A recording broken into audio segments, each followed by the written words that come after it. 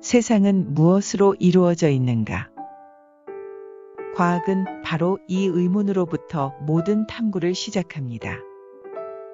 물리학자 러더퍼드는 입자 가속기 실험에서 매우 얇게 핀 금속 방막을 중심에 두고 그 주위를 형광이 칠해져 있는 판으로 둘러싸고 그 금박을 향해 알파 입자를 쏘았습니다.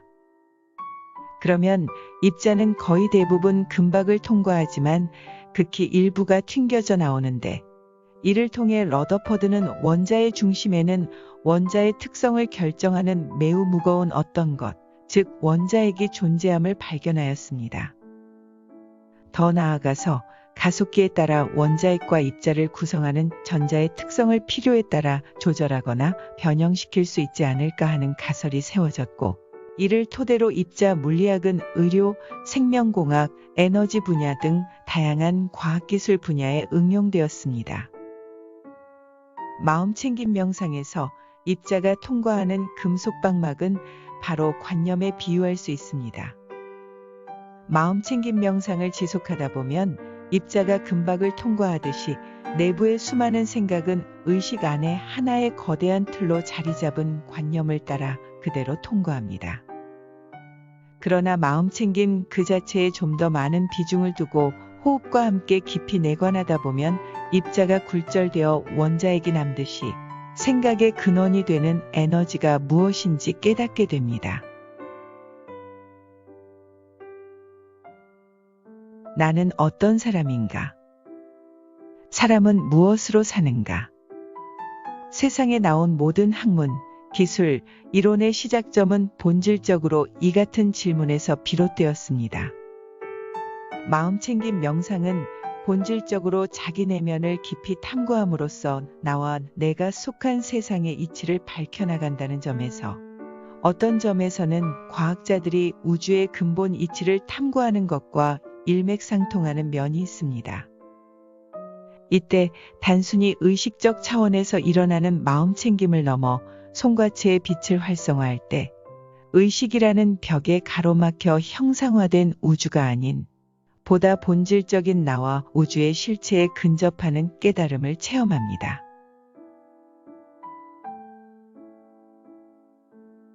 (7년이) 넘게 마음챙김 명상을 수행해 오셨다는 분이 우주심 대선사를 찾아와 문의하셨습니다. 티베트, 인도 등 여러 나라를 돌아다니며 여러 성각자를 스승으로 모시고 명상을 수행해 오신 분이었습니다. 그 와중에서 자연스럽게 단전호흡과 마음챙김을 병행해야만 더 깊은 명상 상태로 몰입할 수 있다는 것을 이해하게 되었고, 2년 전부터인가 이따금씩 명상 중에 밝은 별빛 같은 것을 보기 시작하였습니다. 그 뒤로 명상을 시작하면 크게 의식하지 않아도 빛이 밝게 보이곤 했는데 도대체 이게 어떤 현상인지 의문이 풀리지가 않았습니다. 스님이나 명상수행단체의 지도자 혹은 유명하다 하는 도인을 찾아가서 물어본 적도 있었지만 속 시원하게 누구 하나 답해주는 사람이 없었습니다. 그래도 막연하게 언젠가는 좋은 인연을 통해 궁금증이 풀리는 날이 올 것이라는 믿음을 놓을 수가 없었습니다. 그러던 어느 날 팔공산에 있는 한 사찰에 갔다가 그곳의 스님으로부터 우주선가의 유튜브와 블로그를 소개받게 되었습니다. 글을 찬찬히 읽어보니 어쩐지 평생에 걸쳐 결코 풀리지 않았던 내면의 궁금증이 해소될 것 같은 희망이 생겨 연락을 주셨다고 말씀하셨습니다. 이에 대해 우주심 대선사께서 송과체의 빛의 성질에 대해 상담하신 내용을 정리하면 다음과 같습니다. 마음챙김의 시작은 호흡을 관하는 것에서 시작합니다.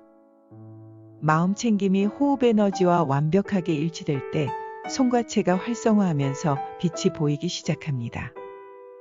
이때 중요한 것은 호흡과 마음챙김, 송과체의 빛을 생각 안에서 구분짓지 말고 오로지 생각의 근원이 어디에서 시작되었는가를 마음에 두고 깊이 내관해 나가야 합니다.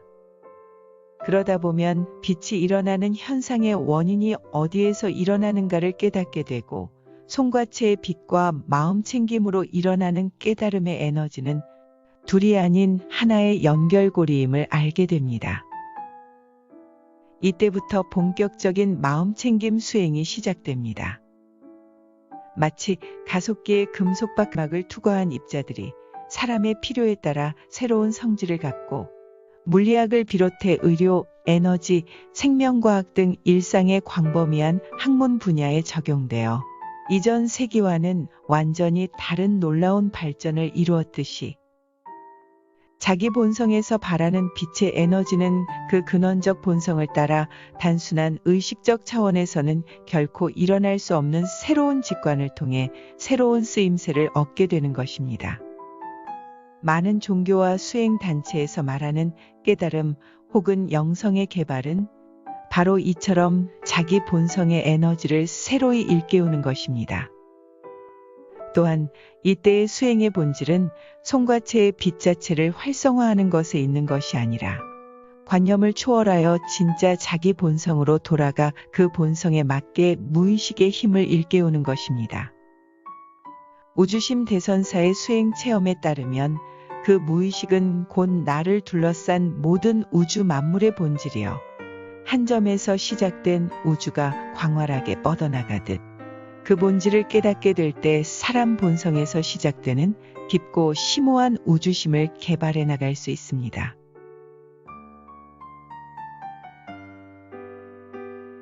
우주심 대선사님의 지도에 따라 이분은 계속해서 호흡과 마음 챙김을 따로 구분하지 않고 하나의 에너지로 합일시키는데 오롯이 마음을 두고 꾸준히 내관하는 수행을 계속해 나가셨습니다. 어느 순간 말로는 어떻게 했는지 설명하기 힘들지만 무의식적으로 더 이상 빛이라는 개념 자체를 마음에서 완전히 탁 놓아버리는 순간을 체험하기 시작했습니다. 그때부터 본격적으로 이전과는 비교도 할 수 없을 만큼 빛이 밝아지기 시작했고 그 빛 안에서 우주의 모든 만물이 하나로 융합되어 일어나는 신비로운 깨달음을 체험하게 되었습니다. 지나온 마음의 상처, 응어리 같은 것들이 치유되고 삶과 죽음, 존재의 이유 같은 인간의 가장 본질적인 문제들로부터 해방되는 그런 깨달음이었습니다. 영성이 새로이 개발될수록 깊은 무의식의 세포가 깨어나는 것 같았고 마음은 광활하게 뻗어나가는 우주를 품은 듯 그렇게 평화롭고 고요할 수가 없었습니다. 대선사님께서 말씀하시는 우주심이라는 게 혹시 이런 것인지도 모르겠다고 그렇게 넌지시 말씀하셨습니다. 우주심 대선사는 수행이 깊어지고 영성이 새롭게 개발될수록 먹고 살기 바쁜 사람 사는 세상의 도리가 마음속 신념과 맞지 않아 심한 내적 갈등이나 고독을 느낄 수도 있다고 말씀하셨습니다.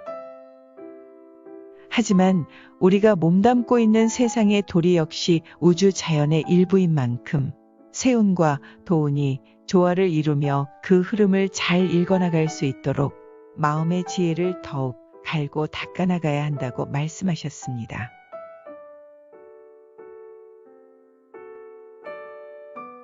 마음이 혼란하고 산만할 때는 자신을 잘 일깨울 줄 알아야 하고 마음이 긴장되고 경직되었을 때는 잘 풀어놓을 줄 알아야 하니 그렇지 않으면 어리석고 혼미한 병폐는 없어질지 모르나 뒤숭숭하고 어수선한 혼란이 또다시 찾아든다.